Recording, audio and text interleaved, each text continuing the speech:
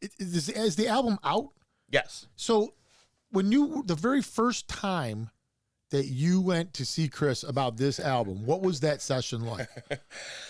The thing I do with Chris is Chris is a super creative person. But he sits and makes music all day. So to ask him to just be, well, start making me something, it's kind of hard to do. He's been creating all day. He's been whatever.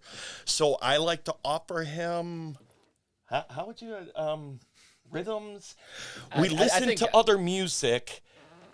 And roadmaps is what you give me. We listen to songs, and it's so refreshing to have you come in and like I say, like he's a producer too. Like he knows what's attainable for us and what's in our wheelhouse, and he'll come in and say, hey, here's a song that pretty much nobody's ever heard. I just found it on the internet. Listen to this. What about something like this? And I swear it takes 15, 20 seconds. Every now and then there's one where it's like, you know what else do we have? Sometimes we want to cycle through a few, but most of the time it's like 15 seconds. Yeah, okay.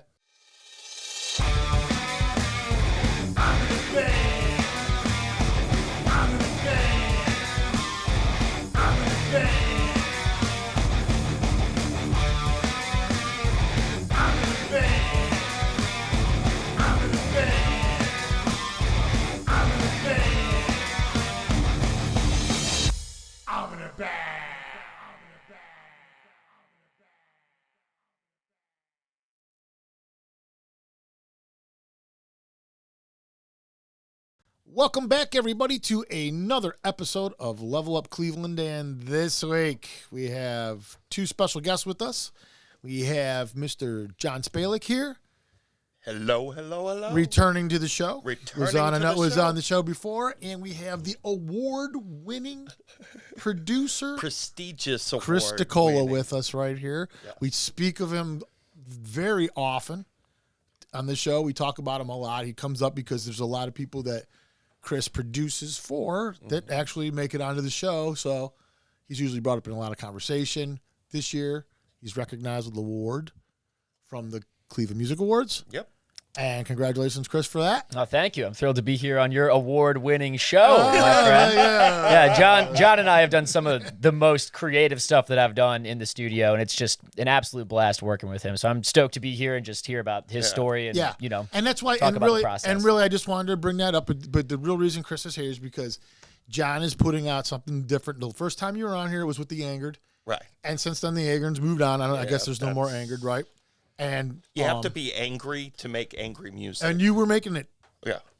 And that was a good. I mean, that album was a very angry album. It was good. I really liked it. We brought you on the show. I thought it was really fake about it. So now you and we talked about your rap that you were doing. You were doing a lot of rap at that time. Before that, up until then, since then, it's part of your thing. Now you're doing a thing called Fool on the Hill, and I love it. It's kind of it's. You explain it to me how you would describe it. I have an obsession with the late 60s, early 70s. I really like some of the rhythms from that time, and I'm a history buff when it comes to music in general.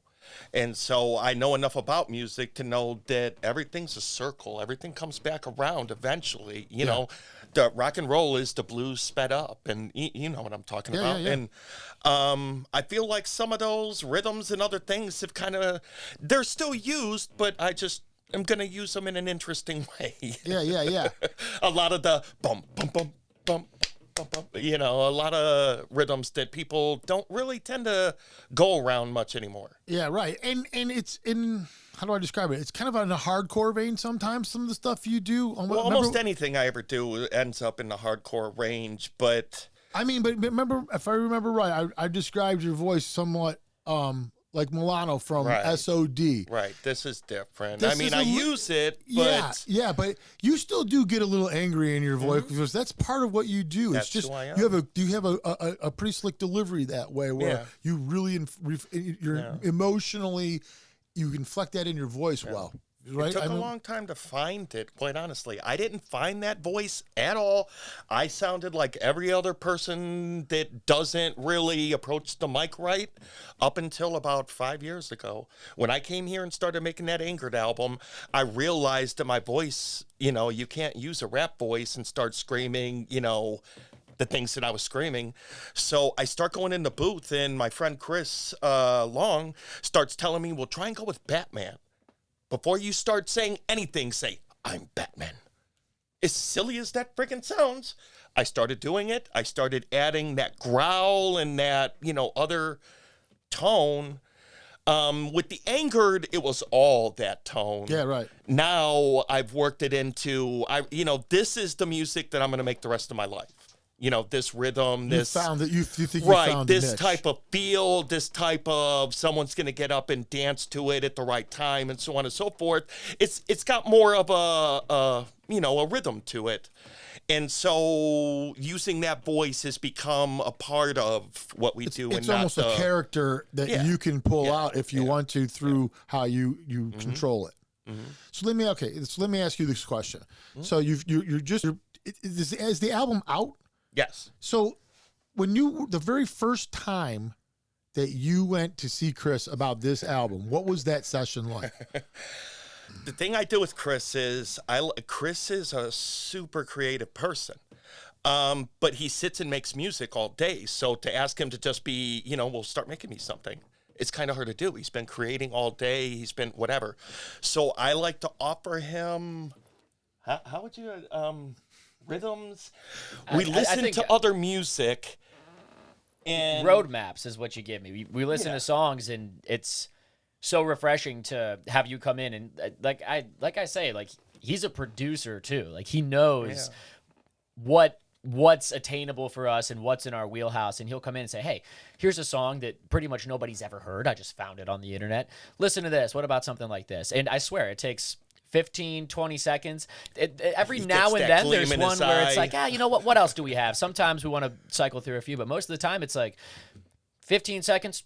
Yeah, okay. I can come up with a riff that's kind of similar to that. We'll use kind of a similar rhythm, and then the rest is just kind of improv, freeform. Right, just let it all come. From there. It's so much fun doing for him to come in and be like, hey, here's your roadmap, bud. It's like, all right, fire her up. No kidding. It's one of the number one things that the musicians enjoy about working with me, because usually when they come in, it's like, okay, here, do this, and then, we're going to ask you to do this.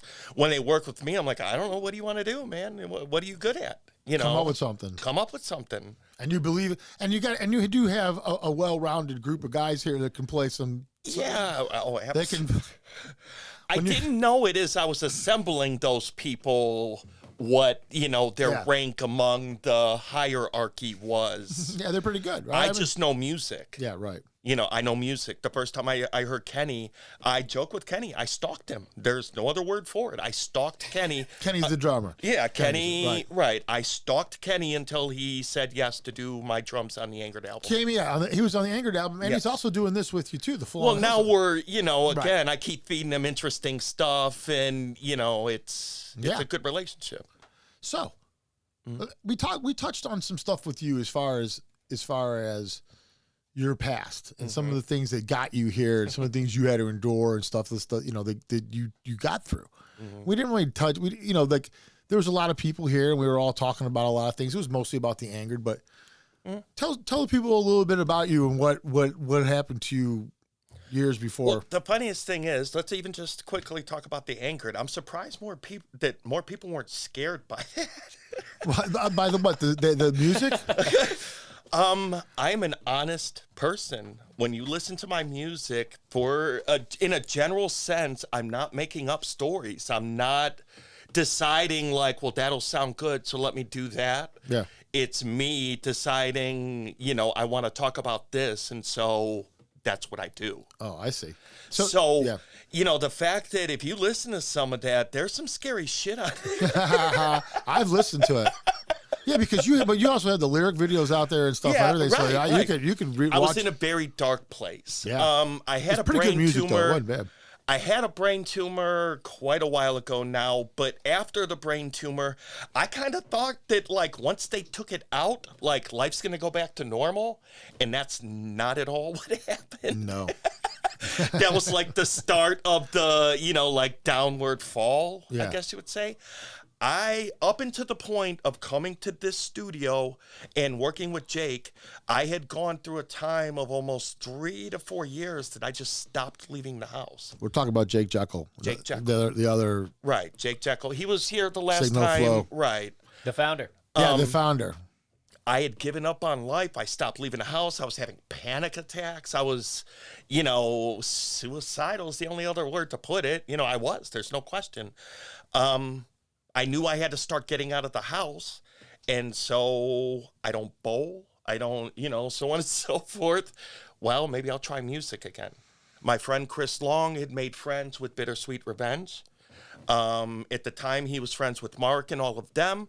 I started hanging around the studio, and Mark said, well, you probably want to go with Jake. Jake's a little bit more hip-hop, at the time, so on and so forth. And the relationship started, and now here we are all this time later. These guys, I have no problem with saying that they're a big part of why John is still here today. Who you're talking about? The Signal Flow Jake, guys? The support that I got from them.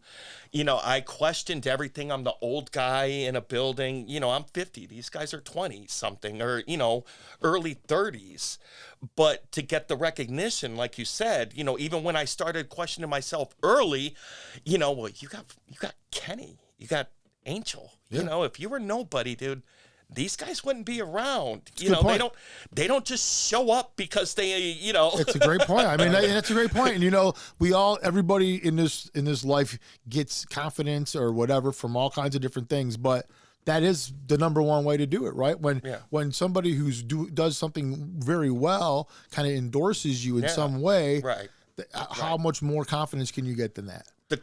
One of the greatest feelings and moments of my life will be forever remembered in my head. This past Christmas, it's 3:30 in the morning, and my phone starts ringing.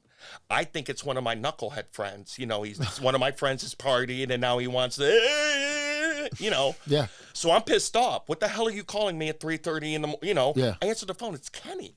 Kenny's different. He's like, John. Man, I just got to tell you, John, I was listening to that stuff we were just doing in the studio the other day.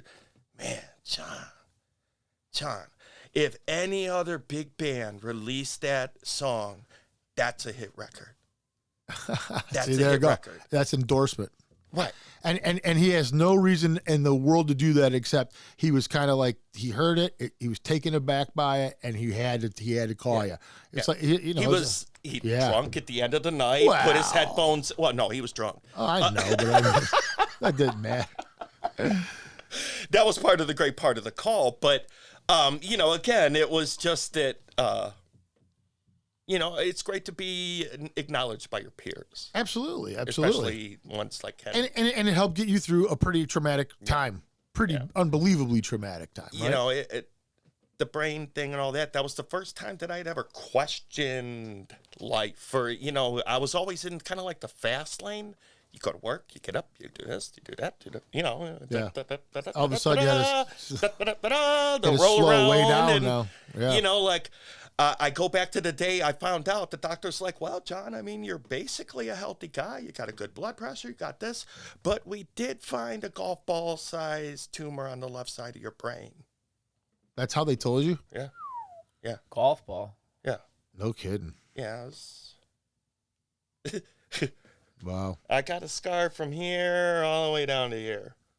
Wow. It took about 5 to 7 years for my face to go back and stop. I just recently got new glasses because up until recently, they were all twisted because my face was twisted.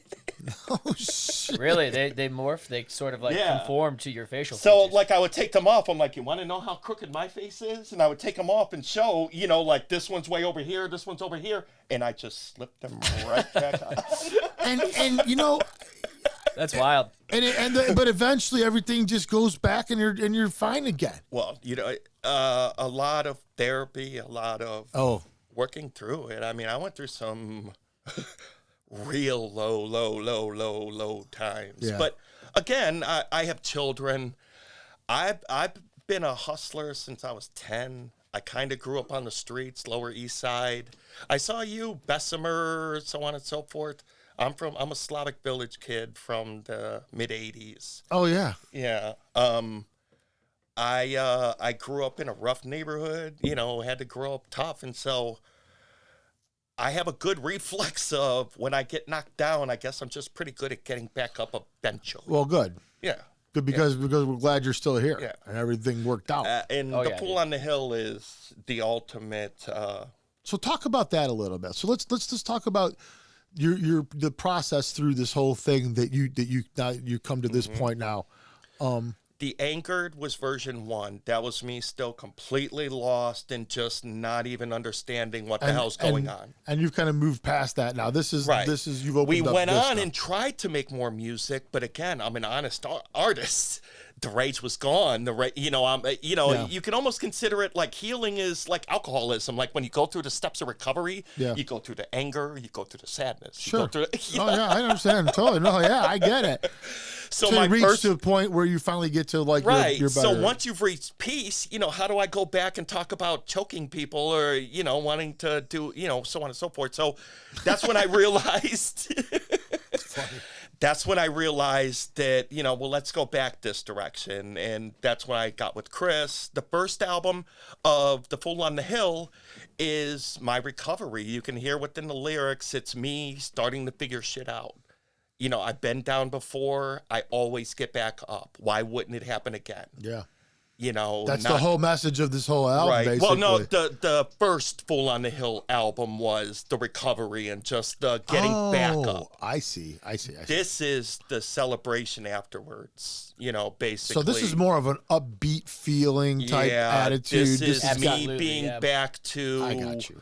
With nothing, no grudge on my shoulder, no... This has more of a feel-good type of a feel. This is... So basically what you're telling me, I guess, is that through your last... The Angered, the first Fool on a Hill, and now this, through these things, this is almost like your biography. This is like reading your diary a little bit. I do it very much on purpose. Yeah. Okay, but I mean, like that's pretty neat that you've been able to do this because this is over a long period of time, and you've maintained this and kept the story straight, and you're actually like documenting your progress through these songs. That's pretty neat. That's what keeps Chris interested. It's pretty neat. It's remarkable, really. He hears all the lyrics and he hears, he was there for the darker ones where I'm talking about, I just don't even know if I can get up tomorrow and deal with this. And, it's all dark. And now he hears what we're doing right now to where it's all, Fun was the word that kept coming up when we were moving on to this new sound. You kept saying, I want to do something fun. Right. Cool. I'm done with being angry. Yeah, you wanted to move from the drama. Right. And just make something that was just a great time to listen to. And that put a smile on my face right away. Right. Not only because it's, fun to make as well, but also because like your perseverance is super admirable. I remember too when I can't quite remember what it was, but you had like surgery on your mouth or it was something like that with your teeth. Yeah. It was really messing with you for a couple of months in the booth. Yeah. I imagine super frustrating. I saw you get frustrated. In the middle of the album, because of the brain tumor, I had seizures. Because of the seizures, I'm on seizure medicine. The first one made me, blah, blah, blah. The second one gave me the tremors. The third one down. You know what I mean? It's almost like the quality of the drug that... So I'm on the one that gave me, what's the thing where your bones become brittle? Osteoporosis? Yeah, there you go. Out of nowhere, my teeth started getting loose. Like quickly. Like not just, like a little, like, hey, that's a little weird. Like...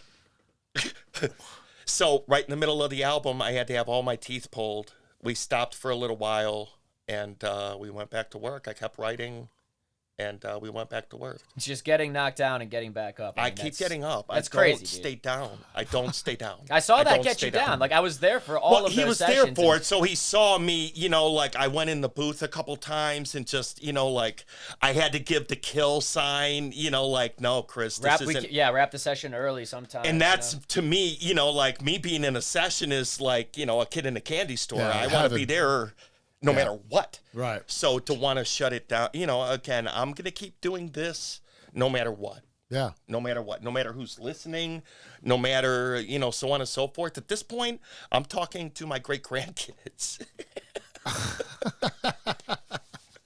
They're going to know who I was. Man. So during the recovery of all this, right after the recovery of all this, did music play a part at that point in not so much creating it, but I'm talking about just like listening to music and stuff. Was that a part of your recovery at all, or had you removed? I'm as attached to music as anyone you can talk to. I don't watch TV. I have a TV. I don't watch it. Music's always on though. The music, it's always music. And what are you listening to like today? Like what would you be listening to right now if you weren't here if you were at home? What would you be probably playing? Man, my playlists are just insane. I was gonna at least mention, how we talked about, I bring him things that encourage, the sound or whatever. Yeah. The band That Handsome Devil, the band The OCs, their last album. Literally, I brought him the album like I kind of want to sound a little bit like this. Obviously, we're not into copying. It's just the feel. Yeah, I get you totally. Oh, yeah. We're not copying anything. It's just that gritty feel, So let's kind of take this like surferish rock type feel and add it to this punkish type rhythm, and it has to sound good with your voice, and there's other things to consider, but you're just getting the influence. Right. You're trying to grab an influence from this. I get it. Yeah, that's cool. That's actually a cool way to doing it, especially if you got people who are also creative and you trust in their creativity. That's another important part of it, that you believe that you can put this in their hands and it'll come out the way you would like to hear it. Up until Chris, I was the board operator. I'm the guy. Right. Up until coming here, I'm the guy that knows more than everyone else. And it wasn't until I came here, I even spent a couple sessions like, well, maybe I'll get back into it. I'll sit around and I'll watch Chris for a while. Yeah. And I truly realized how far things had came since I had stopped. Oh, so as far as technical and stuff, the ability people have now to do. My first album I put out in 1999 was made on Fruity Loops 1. Yeah. It had 4 tracks. Yeah, crazy. But the thing I think about something like something the size of a Pro Tools, or what you guys use, like Logic or something like that over there. We use Logic and Reason. And we got Pro Tools too. Right. When you start getting to some of these programs, years into it, you're still finding more and more stuff that, no doubt, in these programs that you can create more. And there's so much stuff. Yeah, they're updating them all the time. Yeah, right. So it's incredible. It is. It's incredible. So the anger, they're done. I'm gonna go back and make a rap album. Okay. I start making a rap album, and I include some of the people that I was in a rap group from the time that I was 18 till recent, at least, not always active, but 4 or 5 albums, a lot of time, a lot of whatever. I brought those people in. I'm not going to get into, a whole bunch of name calling or whatever, but basically,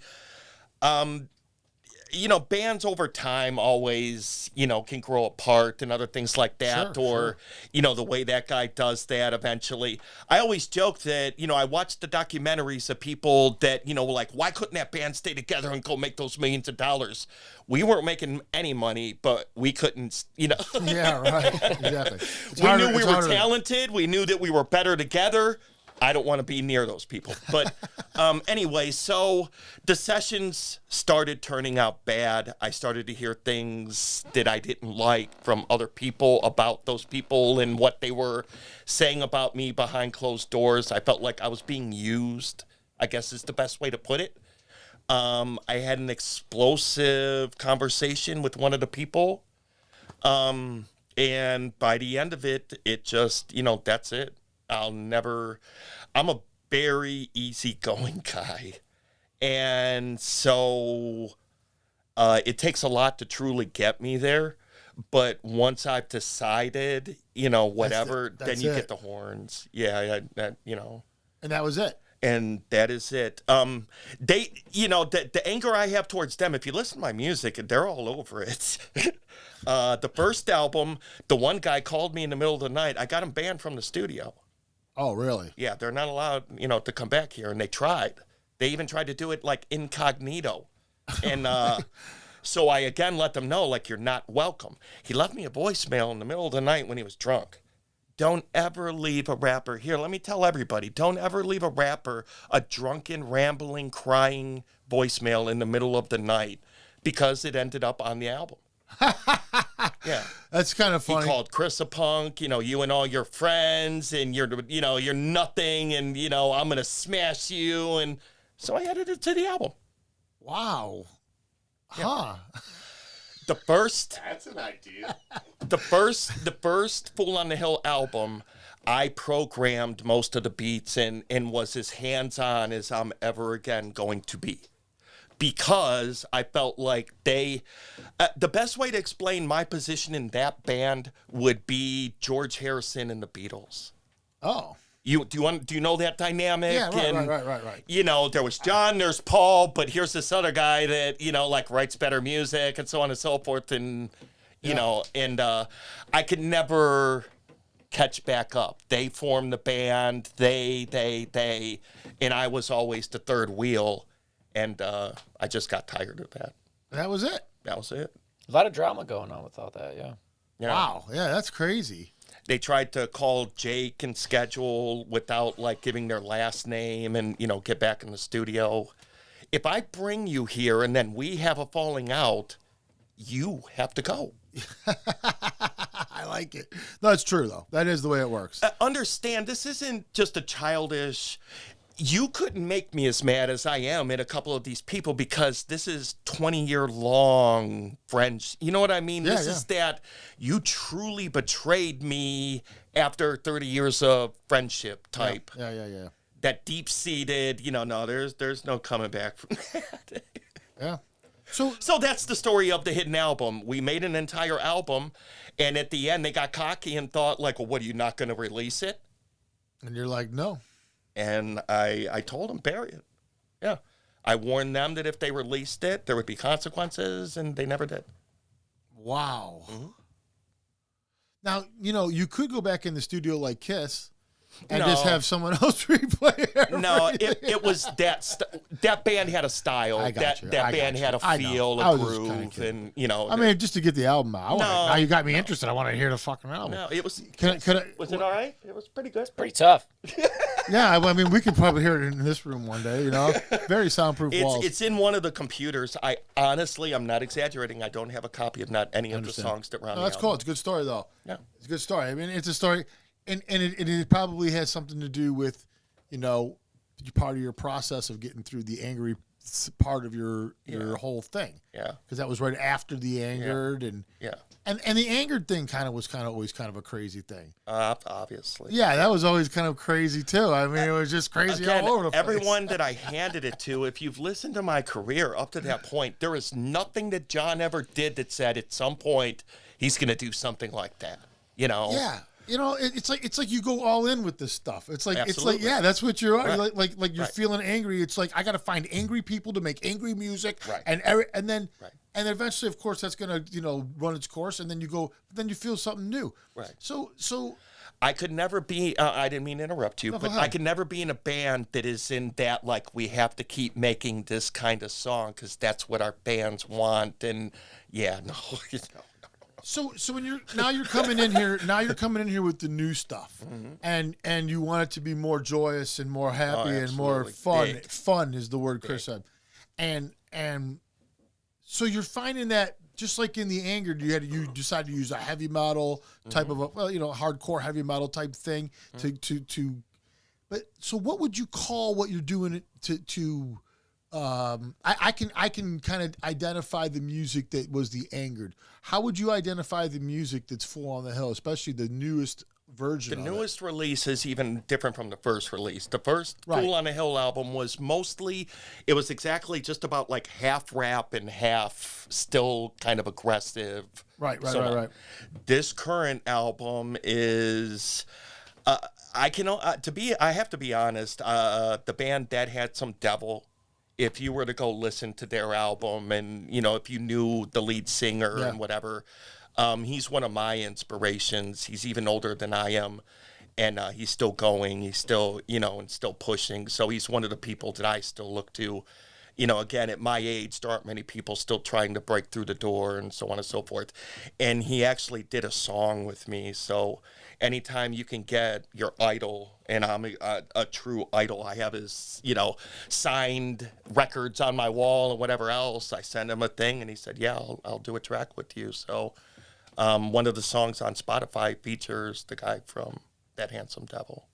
Okay, so if someone wanted like an idea of what it's if you kind knew of of like, That Handsome Devil, Yeah, you yeah. would go, oh, so you're kind of doing a little bit. Again, we try and stay as original as possible. I might even jump in too. Like, there's sort of a common thread tonally with God forbid, That Handsome Devil and Tom Waits. Yeah. Which really attracts me to the new stuff, or attracted me when he first wanted to do this, because Tom Waits is my favorite of all time. oh really? Yeah, Oh, and yeah. so We that both there's a love Tom bit of a Waits. theatrical quality, a bit of an experimental quality too, and I think that sort of that Handsome Devil, Right. Tom Waits, seedy, gritty, Right, and then circusy we tried almost? to work in as much Yeah, yeah, mixed yeah, in with like possible. post-punk surf rock. Right. Oh, And that's kind of where And the that's where we instruments land, twisted is it, just was it's adding bopping. the punk and the faster. oh and, no shit. Yeah. So this is a fusion Oh, of absolutely. of unlikely things to fuse. Oh yeah, he handpicked all of them. He traveled far and wide, found different trees We and picked vineyards, and every picked his own instrument. ingredients, tossed them all in, and told us to start mixing it together. Fucking cool. It was great. I mean, he mentioned one time, he's like, I hear an organ almost. I'm like, organ in a punk song? But then he did it. And now, as soon as he did it, he's like, okay, well, now Full on the Hill has an organ. Yeah, right. Just fit. Now the organ has to go on all the songs. Yeah, right. For the last album, I'm very much about a feel of an album. You'll notice that my albums aren't very long. If I feel I start to lose the feel, if anything you know what I mean? Yeah, it's over. Right, It's time that's to cut it Don't off. force anything. There's Smart. no need to. Yeah, it's There's smart. no need to. Yeah, because you could make another album. Make another album. Yeah, and you have no problem doing that. Keep 'em coming. Yeah, it's funny because there's a lot of people that have a hard time making one. I got to be honest really with you. You do what you do. It's nice that you are one of them guys that are able to actually complete projects. It's kind of funny how I do know a decent amount of musicians that have been working on their debut album since I've met them. Yeah, I mean, like it's like perpetual, and Right. it makes no sense sometimes, but you see it a lot. Yeah, and you know Right. what? I'm the exact opposite. I've been recording before I had, so on and so forth. I enjoy that part of it. Yeah, you used to do your own recording though, right? You recorded yourself, so that's what Chris was saying. When he has you in there, it's like a peer, so you guys can almost work together, and that's how I know as an engineer, I know what to feed him. If as an engineer, this Yeah. is cool. Here. Yeah, right. It You'll takes- like this. It takes us less than a minute to get cracking Right. from scratch. We call it. For a while, I was calling it clay. I hand him the clay. He sculpts it. And this is pretty common. Like you were describing the music, you could pretty much get that flow, and it continues all the way through the whole Every album. song. How many songs are on the album? The last one had 6. The one before that, I think, only had 6 or 8. I think it was 6 on both of them. Yeah, I 6 might of be them wrong. on both. So The first one could have had another album. I couldn't get the rights for a sample that I'd used. I felt it was one of the best ones on the album, but I couldn't get the rights. have you guys already started talking about the next Fool on the Hill? We're upstairs. Is that what you guys have been Yeah, doing? we're You guys working are on already it. working on it? Today. I'm an artist that never, there's no in-betweens or, basically I have a Wednesday session, and as soon as one stops, the next song starts. You seem like you're in a pretty good place. I mean, like, I'm talking to you now. I mean, I remember the last time you were here. You look better this time. Oh, yeah. You didn't look bad last time. No. But you look, you just look different, and you look better. Eye of the tiger. You're very happy. Yeah. You're vibrant. Yeah. You got a lot of energy. Yeah. This is a man who's on the ball. Yeah, dude. I mean, like, that's I really kind of cool. had that, who the fuck I am moment. Yeah. I don't mean to be arrogant about that, but, I was like a pitiful Yeah. resemblance of my old self. Yeah, right. I'm from the streets. I'm someone who, I've right. survived shit you just can't even imagine. I've been shot at. I've been, Right. serious shit. And you're going to let depression and, Well, it's- I know, but it's what they I did go used. into your brain. Well, There's- you want to have some That's fuck pretty with you. fucked Have your up brain shit. fuck with you. I can imagine, only imagine. I don't, What do you do when you can't trust the things that you think? Yeah. Wow. that's what was happening. Stuff like that where Aggression. I'm not an aggressive guy. not at all. Not at all. I Not can an tell, like aggressive right guy. now, you come in here, you're just super nice, energetic. I'll give you that. I mean, that's good energy. Drummer energy I get from you, sort of kind of like actually. You know what drummer energy is? Absolutely. You know, like the guys Music. that play drums and they're always like, ah. As soon as you start talking about music, Yeah, that really, and you really have been sticking with it and doing it for a long time now. Different genres, different forms. You'll just kind of morph into however you feel. I find that to be very cool.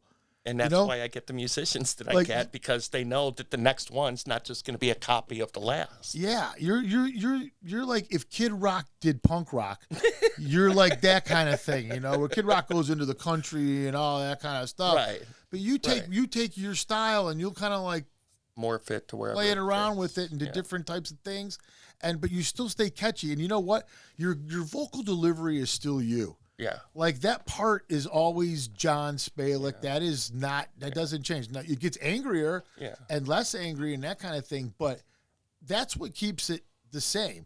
The music in the background just kind of fills in the mood. Right. And gives you the ability to do what you do. And these guys are pros. Like they know Chris, exactly, especially in the hip hop world. Oh my God. I mean, these guys are fun. They're just setting the stage. Yeah. I mean, there's one of the processes of making that last album that I talk about all the time. I've been really excited to even just share it here on the show. Fool on a Hill, higher elevations. It's really freaking good. It's phenomenal. Fool on the Hill. You got to do artists on Spotify. Click on artists when you look that up. Yeah, because there's a Beatles song called Fool on a Hill. Yeah. Oh. But what we did, like setting the stage for him, when it came time to like mix in the reverb for his voice.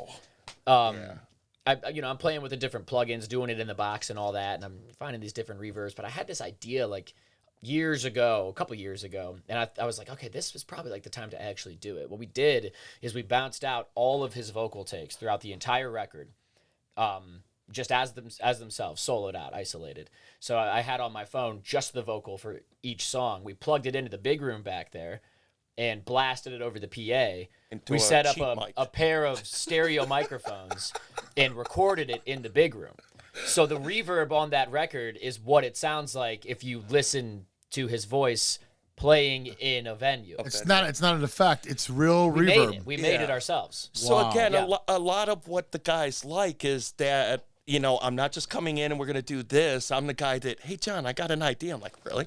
Right. Yeah. They can bounce stuff off of you, and they're like, hey, to where, let's ask John. He'll like the Life commercial. A lot of people want to sound, or I want to do this. That I'm very much. I want to go off and be on my own. Yeah, you make it fun to have a recording studio. Thank you. That's what you do. Wow, man. Now there's one of the greatest compliments he gave to me was when I congratulated him on his award. He said, "Well, you're one of the ones that made it possible because you're one of the ones that truly pushed me."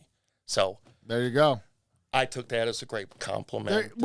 And in your mind, like what makes Chris as good as he is? Like people obviously love to work with this guy. I tell Chris him to go into the close your eyes and just play mode. That's and not what you everybody say all has the time, that. Yeah. Close not your everybody eyes. has that. Yeah. You look at a lot of musicians, they're trying really hard. Not everyone, but they're paying attention, they're concentrating. Yeah. Chris is at his absolute best when I'm like, dude, close your eyes. Yeah. And all of a sudden he's and it's pretty awesome when you got that. I have a clip that I'll send you. We were in a session just a couple hours ago. It wasn't, he had never done that before. It wasn't, I practiced this a couple times. It's all improv type stuff. Right. Yeah. And the stuff that we lay down is sometimes beautiful. The last session we have, the only mission of the session, we already had the beat. We had everything about it. The only thing we want to do is figure out a way to make the bass sound like us engineers would go, how did they do that? Right. We had it We're cool, like, engineers. okay, they added a little bit of distortion to it, whatever, that's cool. But we wanted like, whoa, okay, what is that? How did they do that? Yeah, right. And that was it. Yeah, that was a fun session. entire So session you guys was are doing just- some experimenting along the way too throughout this whole thing. Totally. Making it a little Well, more that's fun. why I said that to him, as far as, pushing me to be a better producer. I mean, I get to bring my skill set to the table, and I get to work hard on these sessions, but, there are also more doors that are unlocked, and because he unlocks them. He's got the key, and he said, "Hey, this one's unlocked. If you want to walk through that one, go ahead. If you want Chris to walk is through the that one, you genius. go ahead." But I can definitely tell a couple times where my influences come out in other ways than just working with us. Yeah, playing the recording studio is something that I've picked up from working with you. Yeah, it's awesome. What do you mean now? What do you mean now? What you picked up playing in the studio? Well, I feel like the recording studio can be an instrument. I'm a big believer in the Beatles. People forget Yeah. that the studio And I'm is not even that supposed- hip to the Beatles. I'm He's not even a big Beatles biggest guy. fan. The studio is an instrument. You know, if you write your songs and then just go take those songs and record them, you could have done that anywhere. You know what I mean? Yeah. Let the studio, let the technology, let the, Use it. everything about it, use it. Yeah. Don't lock anything in until you hear what it's going to sound like Yeah. through the computer, through the, Yeah. everything is in motion until final takes. And, we're very quick to just go, no, take that off and let's start over. Yeah, right. Hey, that's good. That's good. I mean, see, a lot of people don't have that patience. Exactly. And they don't have the resources or Yeah. whatever they Yeah. feel. But when you have that ability to do that right there, that's how you make really good songs. that's when you make interesting You have to stuff. understand that nothing is a waste of time. That everything when you're making music goes into some type of butterfly effect, even if it's only practice. That is It's true. Just I mean, that's as a good simple point. as practice. And it could have just planted an idea that took somewhere else in your brain. You don't even know how this stuff works. Right. That is the most mysterious thing, how ideas are born and all that kind of crazy stuff. But you never know. You never know. Nothing is wasted. That's a really good point. Even just the power that comes from deleting it. I mean, just the confidence of, Yeah. what, I didn't like that, so I'm going to commit let's just to start over. eliminating it. That's the power that I have as a musician, as a producer.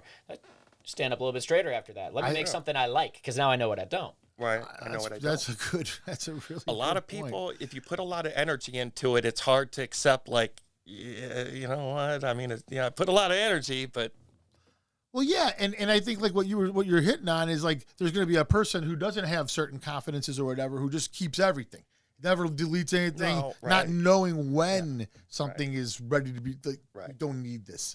This is When never. it doesn't fit what you're doing rid of right it. then and there. The fact that you knew to do that puts you on another plane of where you're at in this whole entire process. You know, I mean, it really does. I mean.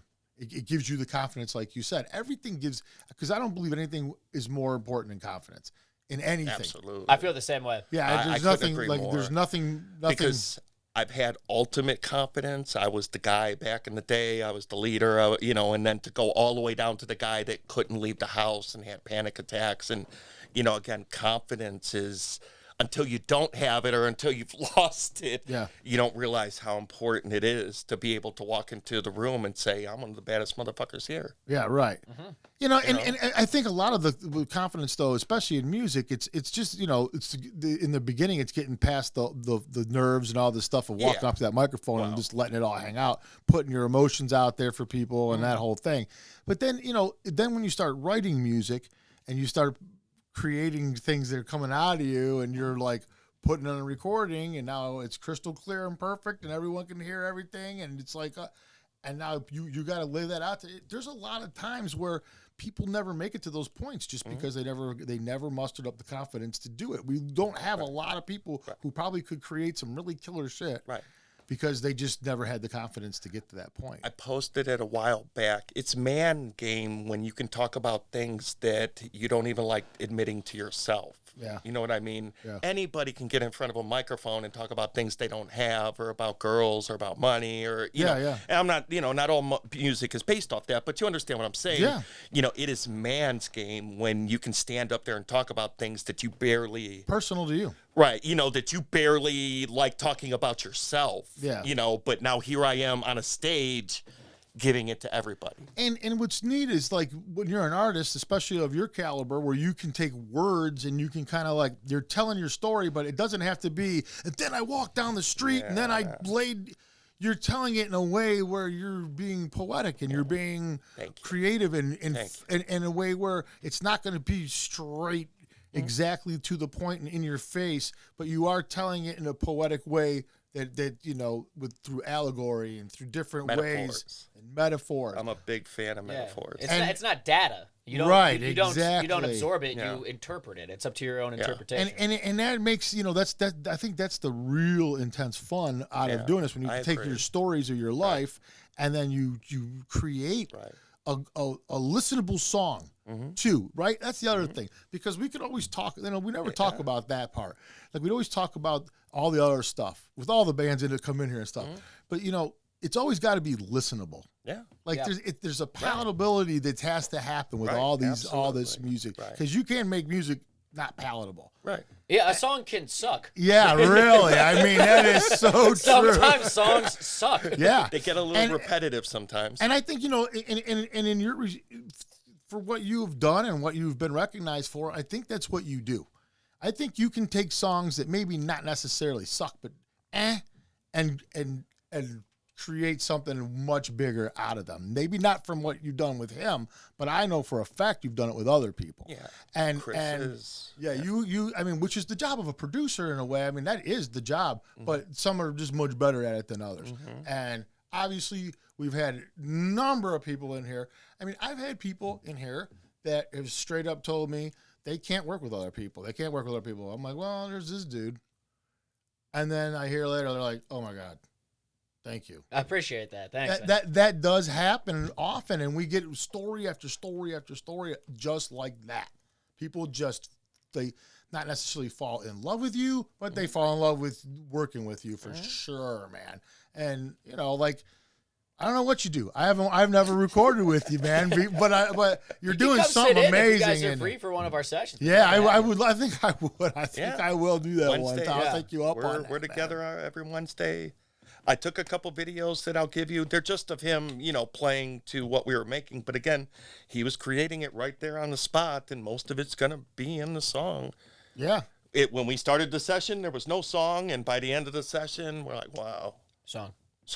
I do want to say too, really quickly though, like I know that I can bring like a lot to a song production wise and everything, but I have been always throughout like my life as a musician a firm believer that like you cannot have a good song if you don't have a good idea for a song. Right. The ones that are my best ones that I've been a part of, they're good songs. Yeah, right. They start off as a good song no matter what. The ideas are there. Right. I got to clear the air about that. Like you can't polish a turd. Yeah, Everyone knows that, Everyone knows that. Right. I understand that. I get that what it's like. And that's why I said when they're like veering on a great song or not a great song, you can elevate it to that level. That's why I encourage people to let me get creative with it. You know, it's like can you be open? If I tell you the second verse is too long, are you going to be like, okay, cool. Right. I trust you. Are you going to be like, no, it's my song? Yeah. And sometimes people, it goes both ways. It's 50-50. Easy to record those people because you just, okay.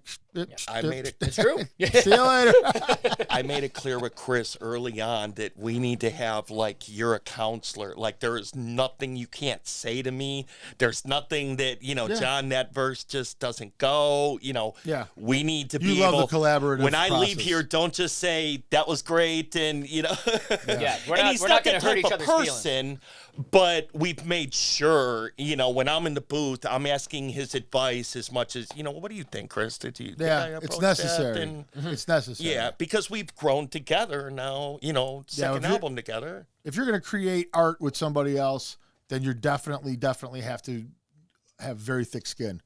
You have to be honest. To be good. And you have to be honest. For it to come out in the end, and you have to be able to handle not just the honesty part on the offensive part, but the defensive part. When the stuff is coming at you, you got to have thick enough skin to where nothing really bothers you. Right. Because I need to know it sucks first. And sometimes people in an emotional state when they're trying to explain themselves to you and it comes off wrong and you've just been, or something like that could happen. Yeah. You can't take anything to heart. This person loves you. You love this person. You guys work together. Everything's always A-okay. You're working. Yeah, it's an emotional time. Things do get wires do get crossed sometimes, but like you really have to like take that step back and remember, like we all have the same goal. We all want to be proud of this. Yeah, that is the end of it.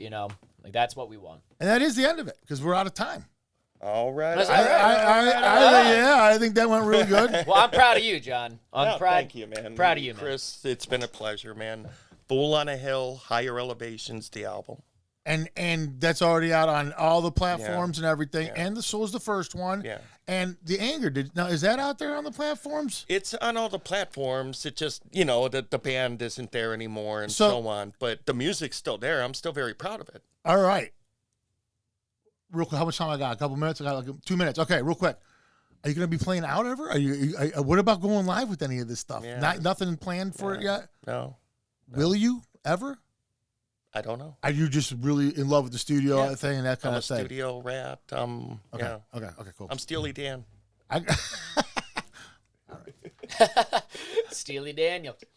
All right, that's it. Full on a Hill. Check it out. Thank you. Spotify thank you. and all the platforms and Thank everything. you, Cleveland Level Up. Chris Dicola, award-winning Chris Dicola. Level Up Cleveland, Prestigious award-winning award. Level Up Cleveland. Thanks for having me. Awesome.